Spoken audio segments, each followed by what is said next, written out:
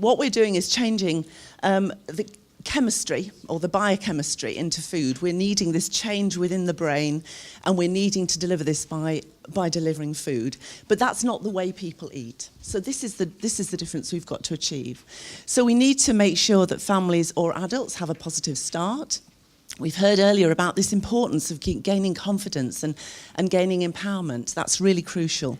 So the mental preparation, practical skills, practical preparation, having information to enable you to actually transform the food into what's required, and support. These are all really, really crucial.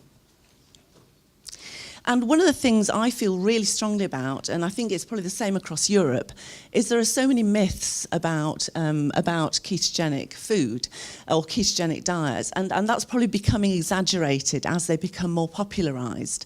It may be good in some ways, but bad in other ways. But you know, a lot of even doctors, even adult neurologists, I work with some adult neurologists, they will still say that ketogenic diet meals are not very nice. They don't look good. They're not appetising.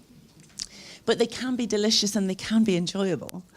And then the low carb of the ketogenic diet it's really crucial. That element, I think we forget. Most people think about it as being a high-fat diet. It's just high fat. But it's actually the low carbohydrate element that delivers the change in the chemistry. And the fat is just there to provide the fuel. So again, it's trying to ensure that people understand the principle, the very simple principle of what's most important and what is how things are being delivered. And the fact that fat is the friend. You know, fat is your friend, it's not your foe. And that is the fuel that delivers the energy and becomes the very, very crucial element of it. And that also ketogenic diets can promote growth. They don't have to deliver weight loss, shrinking people, and that's often an assumption that a ketogenic diet is just going to deliver weight loss. So again, it's trying to, when you see people, you've got to understand that often they've got very strong, they may have heard lots of different things about ketogenic diet. And so until you can actually help them to understand what's going to be required for themselves or their child, you have to understand maybe what thoughts they have, and help them to see it as being positive, workable, and something that they can do. And this is the major thing. And again, I work with some oncology patients as well. This is the major issue. It's felt that certainly that ketogenic diet may make you lose weight or may make you very obese because of the fat.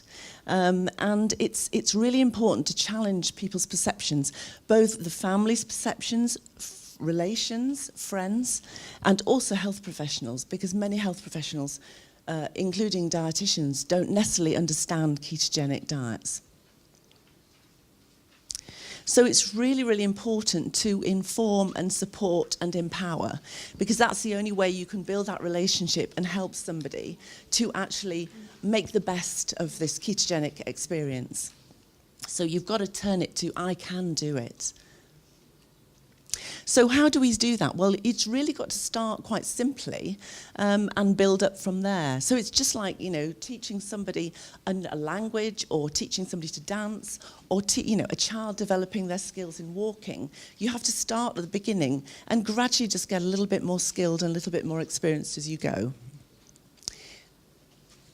So again, this idea of actually being able to show people what foods might look like or what meals might look like is really quite helpful. And we often start by showing books of pictures and, you know, so people can see maybe what meals might look like. They may not look like exactly like this, but it's useful for people to see, oh, that's what low carbohydrate, high fat meals might look like.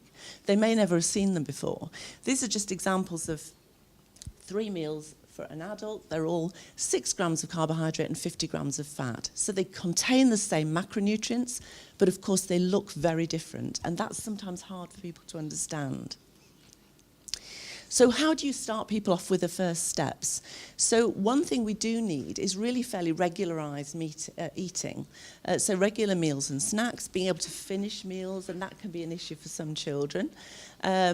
Trying maybe altering drinks, lots more water, maybe a little bit of sugar-free drinks, trying different snacks, maybe exploring protein snacks, nuts, cheese, maybe berries with cream or vegetable sticks and full-fat dips. It does depend on which program you're going to be putting them on, of course.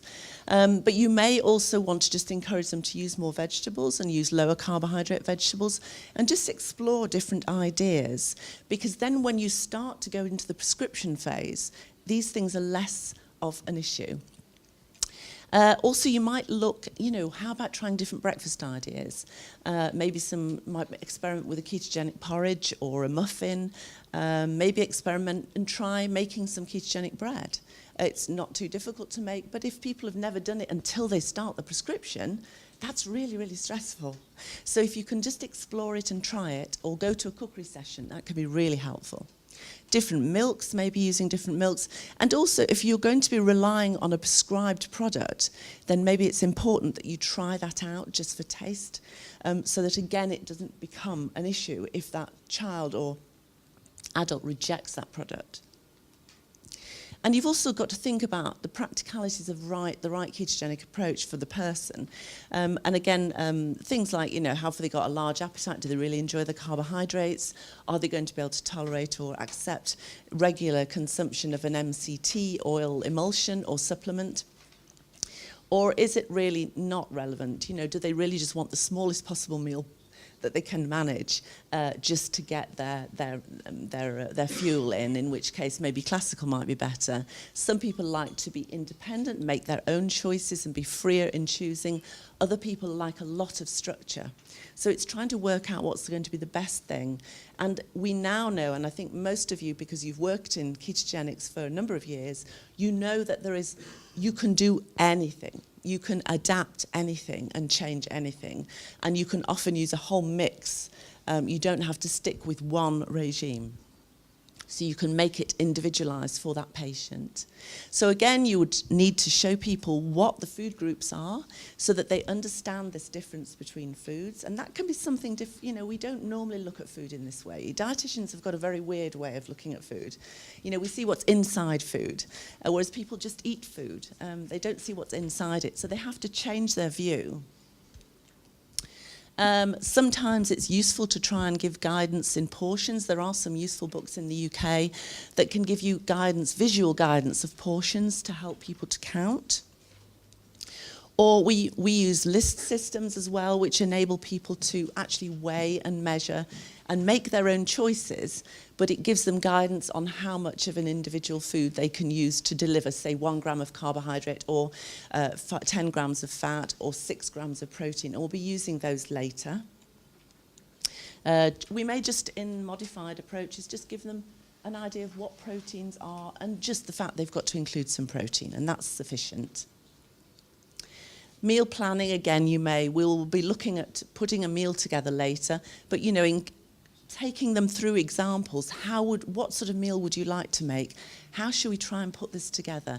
Let's work it through together. So going through examples and helping and supporting them to actually work things out can be really, really helpful. And again, this is more the modified approach, but we do use it also for classical. We do have a booklet which we found really useful for adults, actually. Again, we work with adults with brain tumours and also adults with epilepsy and also adolescents. And this booklet actually has just got all the recipes are to a standard modified prescription of 5 grams of carbohydrate and 40 grams of fat. So that means that it has to be adapted, but it gives almost like just a baseline, and then we would guide people on how they adapt the recipe for themselves. And so we found that adults really do, they love it because it just gives them something to start with, because they feel very fearful about them making their choices to start with. And how many recipes? This is something that we have to try and manage people's expectations of what they need to do. You don't have to have hundreds of breakfast recipes, hundreds of lunch recipes, hundreds of dinner recipes. Most of us eat the same breakfast every day. And so if you go on to ketogenic diet, you don't need 10 breakfasts. You just maybe need 1 or 2. So again, keeping things really, really simple. And repeating those meals that seem to be enjoyed. So don't feel you've got to go and expand until you are really confident or sure about the response. Then, of course, if you wish to become more elaborate with your choices and generate lots and lots of different recipes, then that's great. But in the first few weeks, really what you're doing is really testing the biochemistry, testing the change and seeing what response you'll get. So you don't need to have a cordon bleu menu set up for the first few weeks. And also, as dietitians, we keep changing things. So we keep changing and fine-tuning and adapting the prescription. So if somebody's made lots and lots of different recipes, and then we start to change everything. So it's important, I think, to encourage, just keep it really simple. Make it as easy as possible for yourself, and make it things that you enjoy. And then you can build your expertise and your range over time as you need it. Now, there are apps and various calculators that can be used, and these can be extremely useful. But if you're dealing with a family who maybe just don't use computers, then this then becomes another challenge. You know, all of a sudden it becomes a panic. So I think it's also important to, before using things like this, to ensure that this is something that they're really very familiar with, they're really happy to use, and many people do. But there are some people who don't, in which case this is going to be more of a stress, and they are better with a pen and paper and a list, and they will find that easier. The team support, I think, and Vicky highlighted that very well. When somebody is anxious, they are going to find it difficult to progress and cope from day to day. And sometimes you need to give people a lot more time in the early days. And that can really pay off further down the line. Because as they become confident and they understand what they're doing, they don't need you anymore. But they know you're there if they do. And that reassurance to think, well, if I do have questions, I know somebody is there, makes a big difference. So I think that easy access to the ketogenic dietitian, ketogenic diet assistant, anybody who's really well informed about the practicalities is so crucial and can make such a difference in the early days. And then, of course, there needs to be adaptation and change as the child may grow and move through different stages. A child may start school. It's an upheaval. It's big enough for a parent when your child starts school anywhere. But if your child is starting school on a special diet, that's even harder. So again, it's being able to actually home in and manage these difficult stages as we go along. Developing into teenagers, how do we do that? Do we need to, in fact, change the way that we're working and make sure that the young burgeoning adult is the one that we're focusing on, and we try and give them some more responsibility? So again, accessible team support is really, really important, I think, for a good ketogenic experience. And also, I think it's seeing it as very individual. So we need to focus on what the individual can eat. You know, it's not what I can't eat, it's what can I eat? And really, really trying to build really practical options that suit that individual and helping them to see that. So it's making things easy, quick, easy things, quick grab foods. If they're going out and about a lot, packed meals, you know, just different circumstances. That's what often scuppers people. They encounter a new situation and they think, oh, you know, I didn't manage it well. You know, well, that's fine. Next time, you maybe have an idea what you're going to face. Next time, you might be able to plan things a little bit better. So it's always encouraging, building confidence and a sense of self-control. We've noticed, certainly with young adults, that it's so important that, and again, I would go back to the first talk from Stuart and Vicky. You really have to empower them to make those choices. And my view about adults is that we actually encourage them to understand what they're doing. We give them and empower them. If they want to stop doing it, even if it's delivering good seizure control, if it's not right for them, that's fine. But my thought is that maybe later on, they may come back to it. But most of the time, they manage and they have slip-ups. But then we work through, you know, what happened, how did you feel? And if they truly feel the difference from ketogenic diet, then a young adult, teenager, young adult will actually do what's best for them, generally in the end, if they're mentally able to cope with it. So it is about really building that confidence and giving the sense of control to either the family, the parents, or the individual who's in control. And there are lots more things out there now for inspiration in terms of books. I'm sure you're familiar with many of these books. These ones down below, see? No, the Food for Super Children and the Real Meal Revolution, they are not ketogenic books at all, but they're very low carbohydrate, very high fat. And they are very inspirational in terms of their presentation. And so although this is not ideal for ketogenics, it's giving people a view of what low carbohydrate, high fat meals can look like. And recipes can be adapted from there. There's lots of inspiration on the web. Again, people can look and get inspiration, and then they maybe have to adapt that recipe for their own purposes, for their prescription. But there are lots and lots of options there. And Matthew's Friends, I have to say, I'm from Matthew's Friends. We have got a keto cooking channel, and so we've got films showing and demonstrating meals being made. So people do quite enjoy that. Some people like to watch something, some people just like to look at the recipe and adapt it themselves. And also, again, it was mentioned about that shared experience. Many people don't know anybody else like themselves, and so if you can actually get people together or allow them to communicate with people in a similar situation, that can make such a difference, because then they realise that they're just not alone. There are other people that are dealing with things, and sometimes it's just picking up the phone or sending an email and saying, look, it's just really bad today, I just don't know what I'm doing. And people can be so helpful. So again, the whole idea of,